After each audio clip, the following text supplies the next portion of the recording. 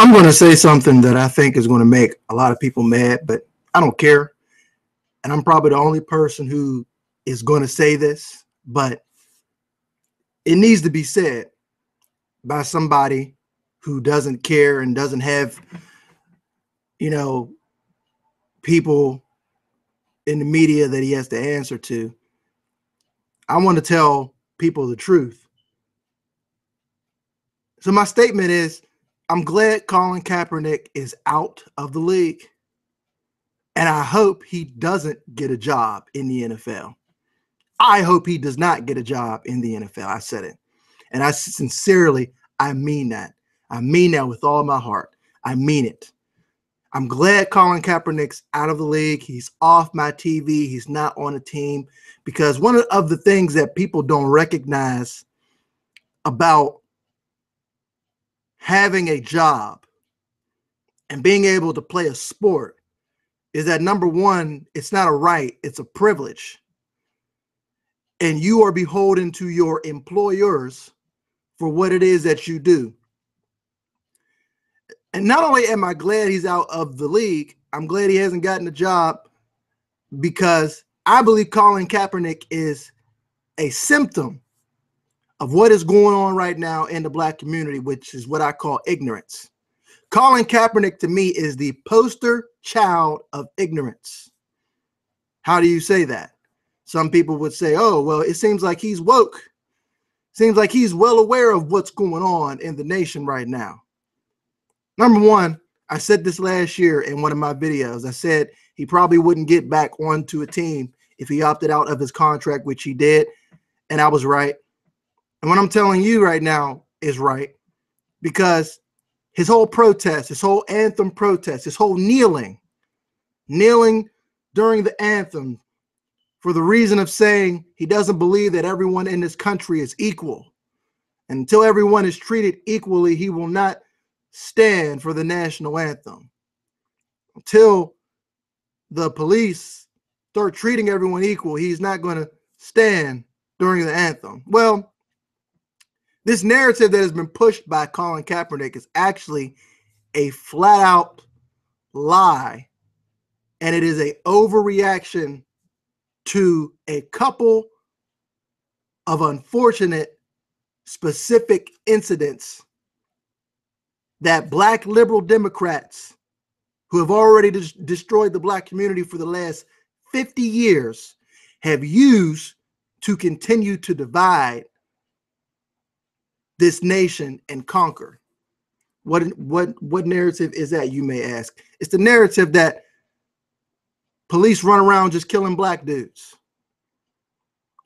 They run around just killing unarmed black dudes. Meanwhile, we found out that that's not really true. The numbers don't really bear witness to that. Even the Washington Post wrote an article a couple months ago saying that 16 unarmed men who were black were shot by the police. Now, if you listen to the people in the NFL who are kneeling and whatnot, they make it seem like this is an occurrence every day.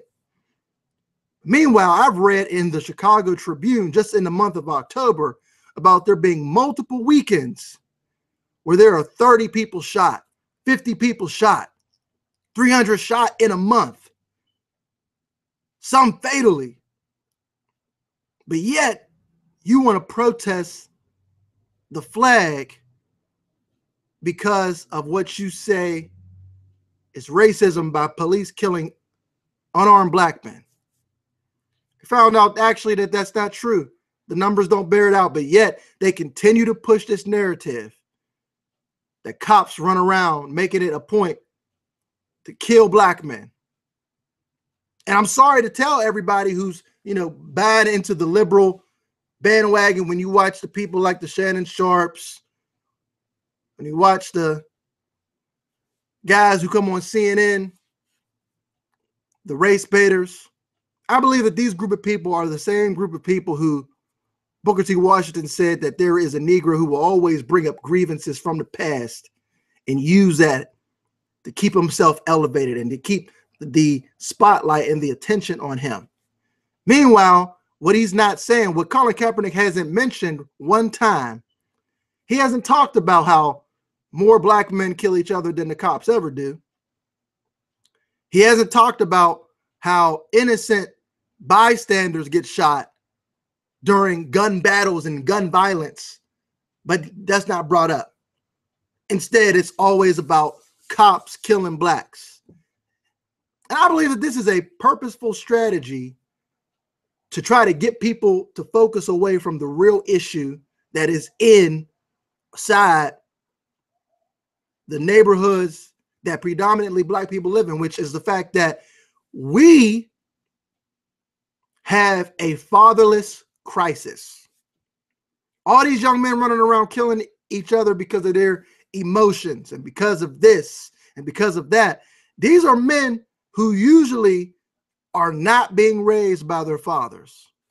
They don't know how to channel anger and negative energy into something positive. Instead, all they know is to go by their emotions and attack and kill and murder. But that's not talked about. I haven't heard one NFL player talk about a solution to what they would call injustice in the police department. I haven't heard one black player talk about what they need to actually do in order to feel like the police themselves are accountable to the people. When there is a shooting that is unjustified, I'm all for having somebody brought up on charges. I'm all for getting that person off the police force. I'm all for sending them to jail. But what I'm not for is for this hunt that we're on now to call every cop racist who pulls over a black man or who shoots somebody or who shoots a black man. There's even people who believe this myth that there's also racism and biasness in the criminal justice department, where black men are sentenced longer because they're black. And they found out, your boy Obama found out in a study that he said that he wanted, that wasn't true. He found out that they were sentenced longer, but it wasn't because they were black. It was because in most cases, they were not first-time offenders. They were coming back for the second and third time, which will always give you a longer sentence. So Colin Kaepernick to me represents ignorance. He represents ignorance of what really is going on. If there's a problem with the police in your local district, it has nothing to do with the federal government. The federal government's job is not to regulate the police in the area that you live in. Let me say that again to black people. If you live in somewhere like, say, Baltimore or Detroit or Compton or South Central LA or Houston or Minnesota or anywhere, it is not the federal government's job to oversee your local police department. Let me tell you whose job it is. It's the job of your local legislators, your local politicians, the ones who you vote for in the elections during the off years when there's not federal elections, such as the state senators or the representatives of your district. I'm talking about the county government, the mayor of your local city, of your local borough, the city council of the city that you live in. Now, let me give you a very interesting point of view that nobody's talked about yet. These are the people who actually set up the laws and set up the police laws that govern you. Yeah. If you want them to change, you have to get to those legislators and tell them to change them. You have to find out who your city council is, who your county legislators are, who the state representatives are, and say, hey, listen, we want a police reform bill that will make it so that when there is misconduct in the police department, instead of them just answering to internal affairs, they have to answer to a jury of the people in the district that they serve. I haven't heard one NFL player bring that up. Haven't heard Shannon Sharpe talk about that on Fox Sports 1. Nope. Ain't heard none of the black analysts on any of these shows talk about that. Nope. Haven't heard one NFL player talk about that. Nope. But what are they doing? Oh, we're going to take a knee. Meanwhile, nobody even knows what you guys are taking a knee for. And what you're taking a knee for is something that's under a false premise. And you continue to do it. And we continue to have the same thing. See, what I like to do is I like to give people a solution to the problem. And that is the solution to the problem. In Baltimore, when they were mad about all the stuff that happened with, you know, the police brutality, guess what? Baltimore City Council black. Mayor black. All the legislators is black. Judges black. DA black. Everybody black. All the legislators are black. So tell me, why haven't they made it a point to bring up police reform and to change it when they have the power to do so? The answer could be one of two things. It's something that you might want to think about. One, they don't want to. That could be one. Maybe not. They just don't want to. Okay. Two, they recognize that the laws that they already have are good enough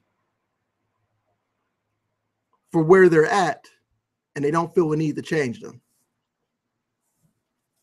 Now, the second one, if you're a person who believes in the whole Colin Kaepernick, you know, doing what my man is doing behind me, taking the knee thing. If you believe in that, and if you believe that it is the federal government's job to come in and to intervene in local police districts, even though there's only been a couple instances in times of history where the federal government has had to intervene because of the government locally not doing its job, which, by the way, one of those times was by a Republican president named Dwight Eisenhower when he had to send in federal troops to desegregate the schools in Arkansas, even though, you know, if you listen to the black liberals, they'll tell you that Republicans are racist and they've always been racist, you know, that they've never done anything for black people, but yet that's in history. That's one of the times that you'll see the federal government intervene when the police aren't doing their job. He did it because they were in violation of the law. The reason why the federal government hasn't done anything is because all these people were not in violation of federal law. And I know black people don't like hearing that, because we want to think that every person who's shot by the police was the next Ben Carson. They were the next Arthur Ashe. They're the next Barack Obama. They're the next great doctor, lawyer, scientist. We want to think that, but what we don't want to admit to sometimes is that there needs to be law and order. One of the greatest problems in the black community, even right now, is the fact that there is too much violence, especially in our inner cities. And the people who are there who are supposed to stop it, either they're not allowed to do their jobs or they're afraid to do their jobs. Studies have showed that white cops actually kind of hesitate to shoot black men because they don't want to go through the process of being questioned on whether or not they're racist because they did their job, or if they're racist because they just shot a black dude. If you're a black person and you really want to change some things, taking a knee on the flag and the anthem is not really the way. That doesn't really do anything. All it does is it angers people who you would probably need to help get those new bills passed. Martin Luther King did something that was very great, and it was very interesting. He found a way to be able to bridge the gap and protest, but protest in such a way so that not only did he not offend everyone, he was able to get people, even who were non-blacks, to see why his protest was valid. Nobody who's in the NFL protesting, taking a knee, can do that. Nobody who's in the NFL deciding to do all this stuff now, they can't get people to jump to their side. Why is that? Because people aren't sympathetic for your cause because of how you're protesting. Now, some would say, oh man, you're being a coon, you're being an Uncle Tom. Well, you know what? If you want to call me Uncle Tom, let me tell you something, nephew. When you read history and when you read about the protests that were done in the 60s and them getting hosed down and getting dogs sicked on them and all those different things, the way that they protested, they didn't protest specifically to make people angry. That wasn't the reason for the protest. The reason for their protest and the whole point of it was to get people to see the injustice that was being done. When you take a knee on a field on Sunday, people aren't seeing the injustice that is being done. All they see are a group of guys who had this privilege to play a kid's game and make millions of dollars doing it, saying, hey, man, we're protesting because we feel like this is that this country's racist. We're not equal. Meanwhile, the stats and the facts don't back up your narrative. You talk about inequality and how everybody's not equal. I would agree with you, except not in the way that you're thinking of. There are laws that are given to other people that other people don't have to abide by. Why is it that illegal aliens can come and commit crimes and violate federal laws and get a pass, but if a black man does that, he's getting put in jail? There's no dreamer for him. He might have dreamed of a better life, but he's not given the benefit of a doubt that he's a dreamer, so that's why we should let him go with his crimes. That's an equality to me right there. Why is it that we don't hold that standard too? See, when you get into this and you go down the rabbit hole, you really have to really think about what it is that you're doing.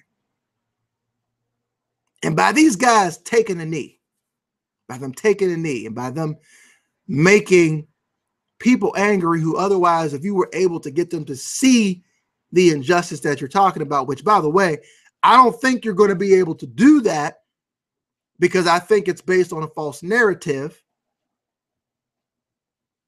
If you were able to get them to see that there was a problem, you would be able to get people to your side who you need to get the ear of the legislators to change the laws. But the problem is, with the black community, this is the problem. This is the biggest problem that we have.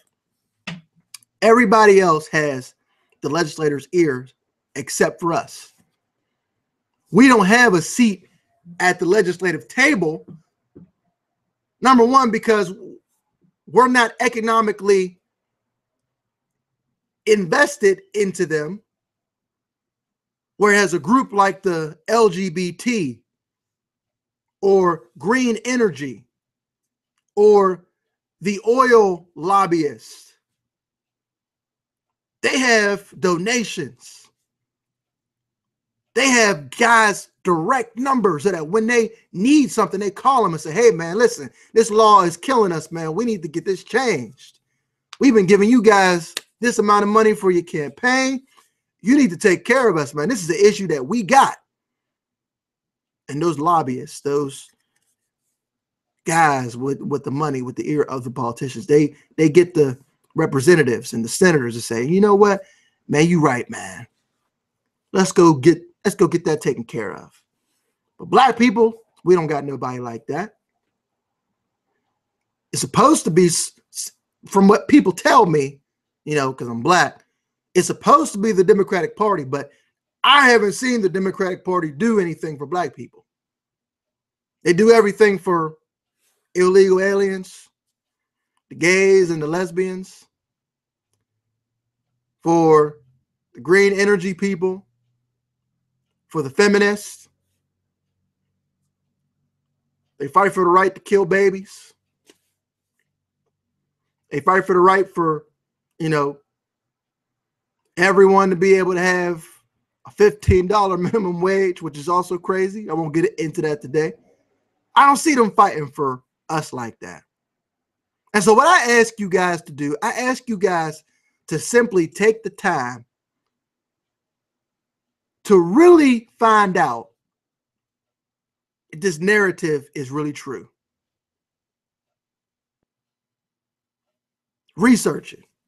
I don't believe it is. What I believe is that this is an attempt by the mainstream media to divide us so that we don't know how to go about fixing some of these problems. And some of these problems that we have going on in the Black community, they have nothing to do with racism, nothing to do with white supremacy, nothing to do with any of that. It has everything to do with the fact that we allowed ourselves to get to this place because we have allowed them to dismantle our family structures. We've allowed them to emasculate men and manhood in the Black community. We've allowed our kids to be raised fatherless. We don't pass anything down generationally. And that will always breed a cycle of inequality. Not because of racism, but because privilege comes from someone else building something that you're able to benefit from. And as much as white liberals will tell you that you can't do that as a Black person, I see Black people who benefit from privilege. Notice I didn't say white privilege because I don't believe in it. They benefit from privilege, meaning their parents built something that they passed down to them that they could build upon. So that when they started off in life, they didn't start from scratch. They didn't start from ground zero. They didn't start from just the ground up. They started to build on what was already there. And these are the people who eventually end up in the middle class and the upper class. These are problems that can be solved, but not when the narrative is it's someone else's fault. It's racism all the time. It's the white man all the time. It's because of what they did in slavery days. They say every white person benefits from slavery, which is also a lie.